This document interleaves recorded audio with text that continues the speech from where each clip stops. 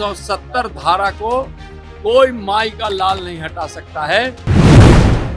गमछा हमारे लोग रखते थे, लेकिन हमारे विरोधी क्या करते थे कि उसी गमछा को वो अपने लोगों को बीच दे करके और बदनामी हम लोग को देते थे। क्या बदल रही है आरजेडी? क्या नए जमाने के साथ कदम ताल करना चाहती है आरजेडी? क्या तेजस्वी यादव छवि बदलना चाहते हैं?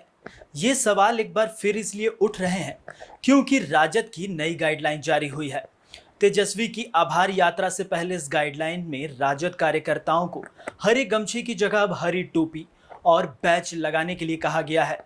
देखिए क्या है पूरा मामला। तेजस्वी की आभार यात्रा से पहले इस गाइडलाइन में राजद कार्यकर्ताओं को हरे गमछे की जगह हरी टोपी और बैच लगाने के लिए कहा गया है। बिहार राष्ट्रीय जनता दल के अध्यक्ष जगदानंद सिंह ने इसे लेकर 9 सूत्रीय निर्देश जारी किए हैं जो यात्रा के दौरान लागू होंगे। तेजस्वी यादव की पहले चरण की यात्रा 10 सितंबर से शुरू होकर 17 सितंबर तक चलेगी। 8 दिनों की इस यात्रा में वह समस्तीपुर, दरभंगा, मधुबनी और मुजफ्फरपुर जिला मुख्यालय में ठहरेंगे। खास बात यह है कि आभार यात्रा के दौरान किसी तरह की भीड़ नहीं जुटनी है और न ही कोई रोड शो या फिर कोई सार्वजनिक यात्रा या कोई आम सभा होगी। आरजेडी की यह रणनीति है या मजबूरी, इसे लेकर सवाल उठ रहे हैं, लेकिन इतना तो तय है कि राजद अपने आप को बदलना चाह रही है। कल गमछे को लेकर क्या नसीहत दी गई कि कार्यकर्ताओं को क्या संदेश देना है गमछे और मुरेठा को? देखिए, संदेश जो है साफ है। हर एक चीज का उपयोग करने का तरीका होता है, ठीक है ना। और गमछा हमारे लोग रखते थे, लेकिन हमारे विरोधी क्या करते थे कि उसी गमछा को वो अपने लोगों को बीच दे करके और बदनामी हम लोग को देते थे। तो उससे बचने के लिए हम लोग सतर्क हुए हैं। उस चीज से हम लोग बचने के लिए माननीय नेता का यह संदेश है कि गमछे को हम शालीनता के साथ रखें। हम लोग टोपी और बैच का, जो हम लोग का चुनाव चिन्ह है लालटेन छाप, बैच और टोपी का इस्तेमाल करें। और अगर कोई उस तरह से गमछा रखते भी हैं तो उसको कंधे पे रखें। ये संदेश है।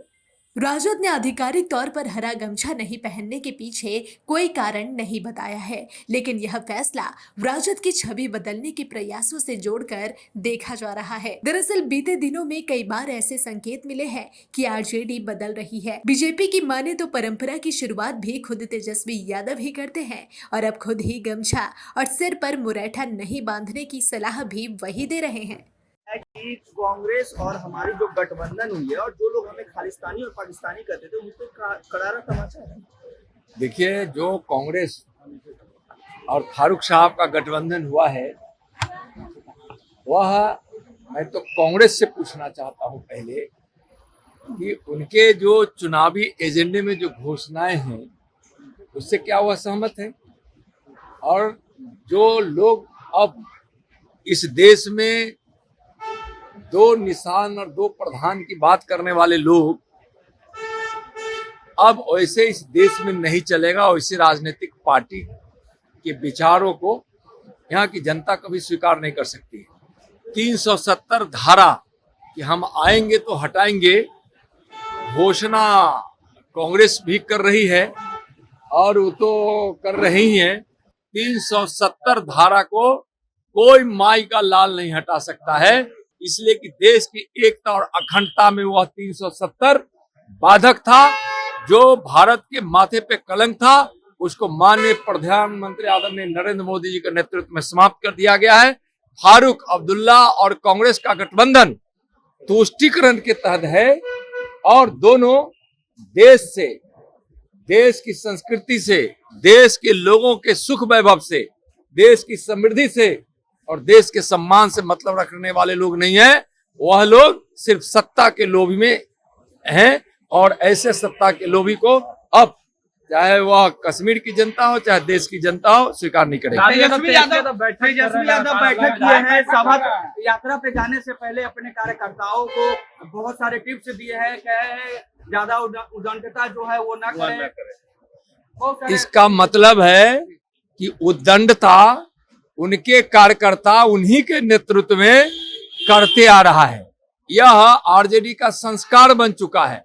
उद्दंडता छोड़ दे आरजेडी के कार्यकर्ता, रंगदारी छोड़ दे अपराधियों को संरक्षण देना छोड़ दे, अपराधी प्रवृत्ति को छोड़ दे, यह संभव नहीं है।